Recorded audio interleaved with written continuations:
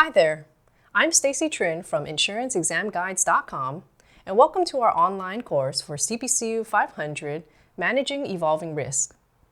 In this course, we'll explore the concept of risk in greater detail, and we'll talk about different types of risk, how to measure and analyze risk, and how to manage risk. Now, traditionally, students have struggled to earn their CPCU designation because they find the information they need to know too boring or too technical for them to really understand. So we decided to create some online courses to help make the material anything but those things.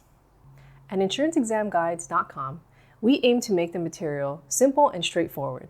And we're not afraid to get ridiculous or silly as long as it makes the information more memorable and easier for you to understand.